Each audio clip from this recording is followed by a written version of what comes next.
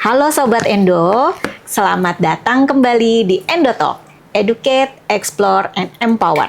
Kembali lagi di ruang ngobrol santai seputar hormon, metabolisme, dan diabetes, tentunya bersama saya Maya Kusumawati, host kamu yang akan menemani ngobrol tentunya tentang kesehatan yang tidak bikin pusing kepala.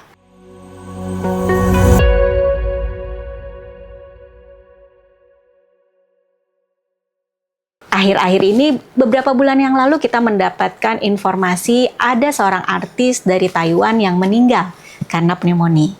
Sebelumnya, kita dilanda satu musibah di dunia terkait dengan COVID.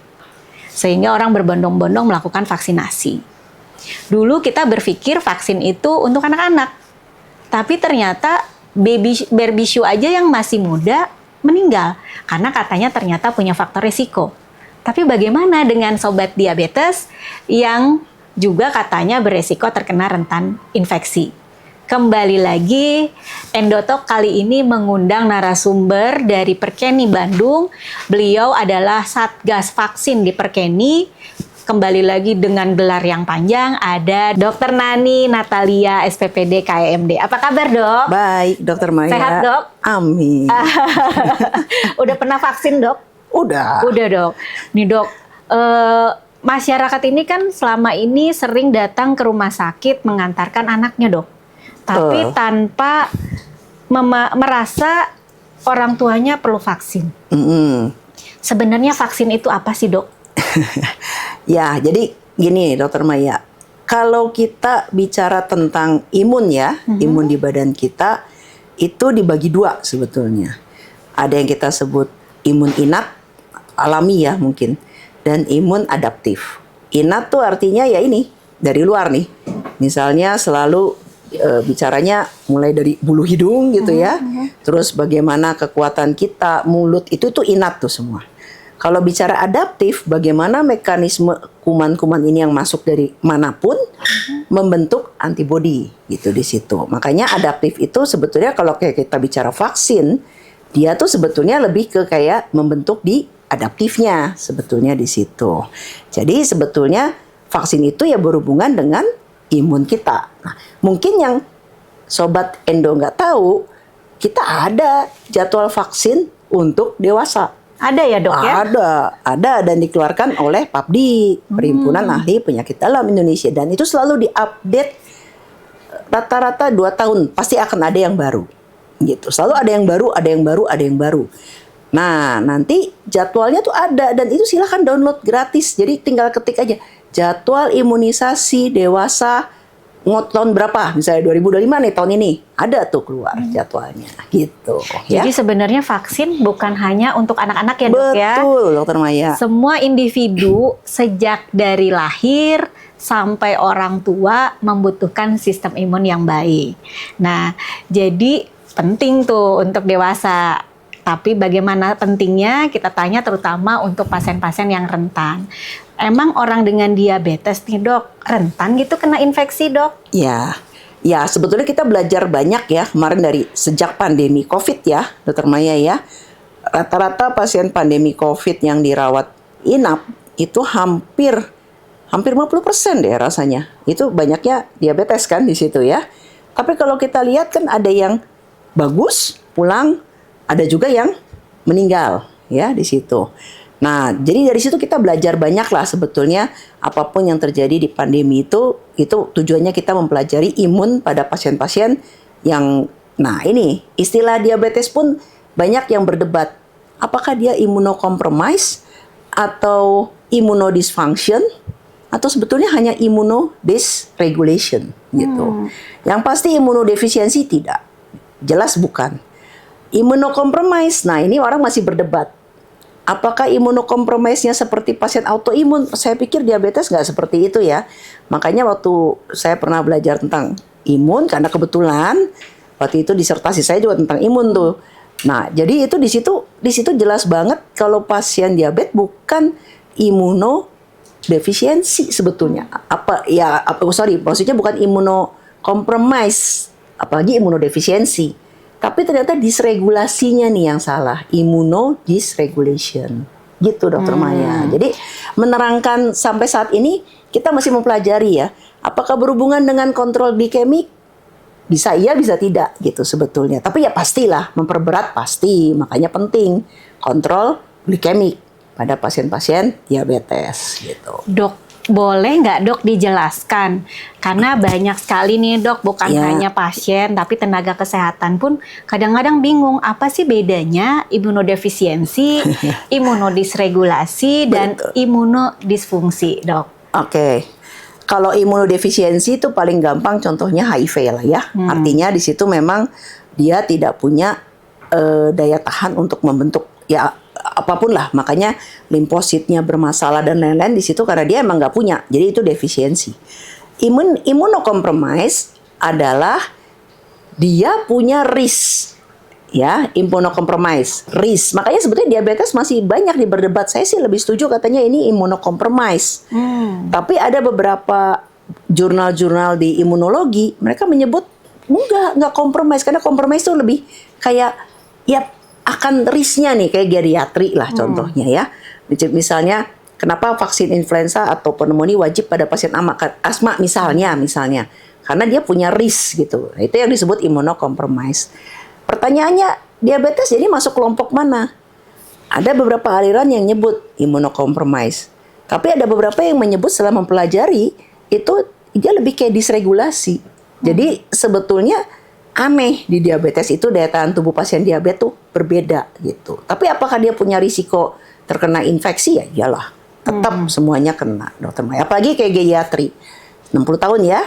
Makanya nanti silakan lihat di jadwal imunisasi dewasa itu jelas banget disebut. Karena kalau di atas 60 tahun tuh dianggapnya sebagai imunokompromis, mereka bilang geriatri gitu. Iya, jadi balik lagi mau apapun sebutannya, sistem imunnya sudah terjadi perubahan.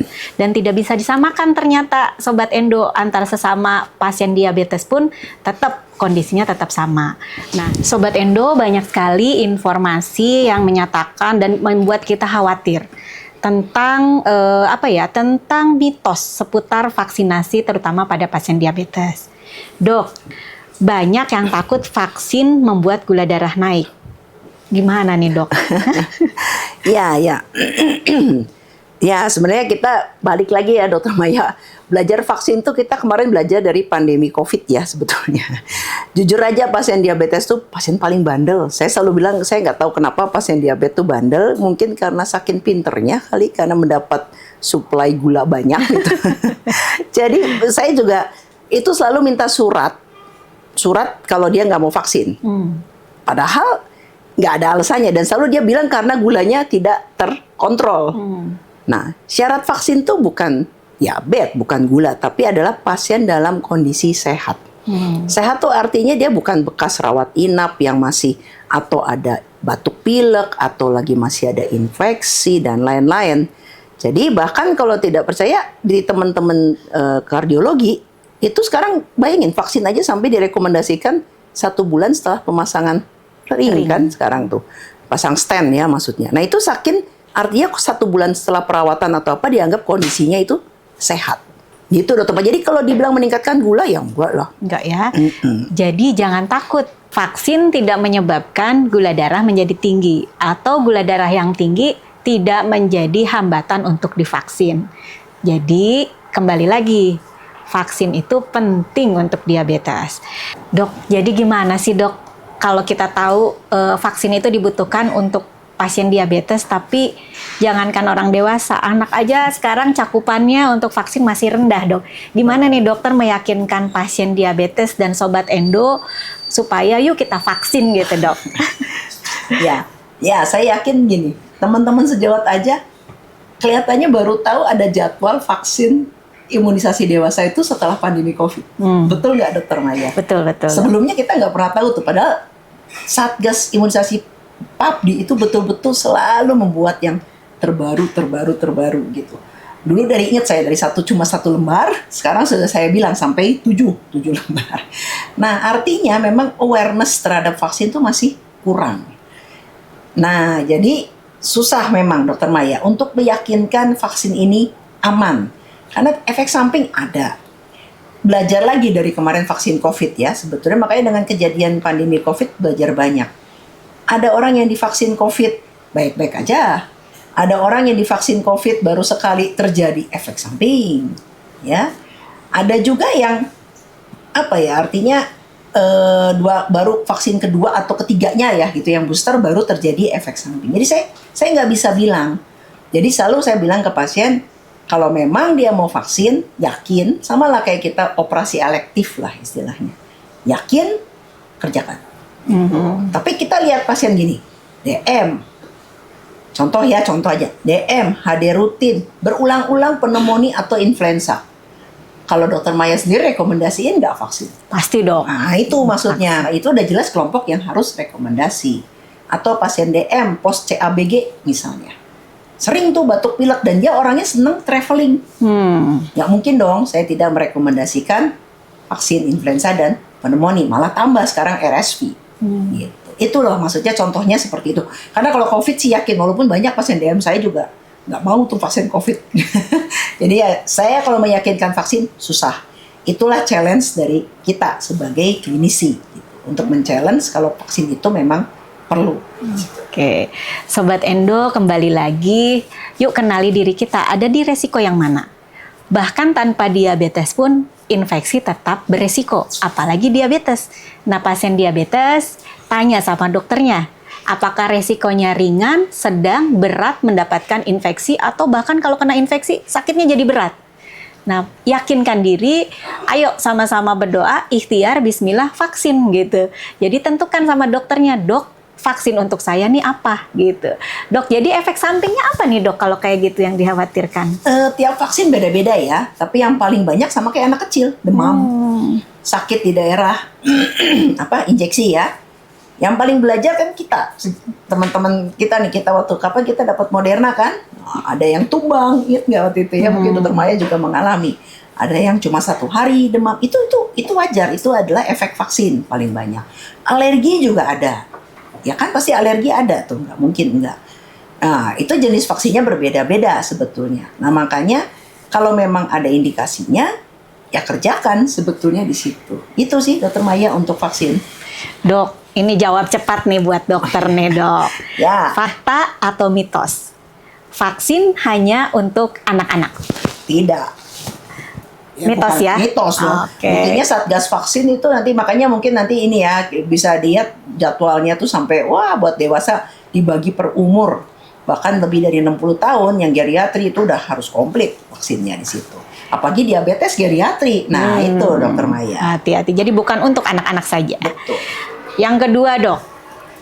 Vaksin bikin gula darah naik atau gula darah yang tinggi tidak boleh vaksin? Mitos. Balik lagi mitos Sobat Endo. Sekali lagi.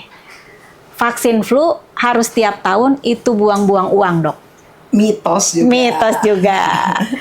Nah, jadi balik lagi. Hampir informasi, ayo kita gali lagi kebenarannya dari sumber yang terpercaya. Seperti narasumber di samping saya ini. Dok, penutup nih dok. Apa pesan dokter untuk pasien diabetes yang takut terkena infeksi, dok? Harus seperti apa? Oke.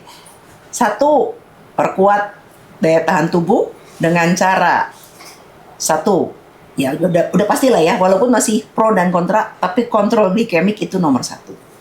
Kedua, kita banyak makan sebetulnya di sayuran dan buah-buahan yang tinggi vitamin C-nya. Karena sebetulnya vitamin di luar tuh nggak terlalu banyak ya sebetulnya. Ketiga, tadi dokter Maya bilang, kenali kalau saya rentan, lebih baik kita vaksin aja deh. Misalnya diabetes tadi yang saya sampaikan, diabetes tapi dia senang pergian dan setiap pulang pergi, mungkin dokter Maya juga ngalamin setiap habis umroh atau apa, meler lah segala macam. Artinya itu wajib dilakukan vaksin sebetulnya. Jadi ya gimana ya, kalau saya nggak usah takut sih ya sebetulnya ya. Sebenarnya vaksin itu ya tadi yang dokter Maya sampaikan, bismillah ya, betul ya.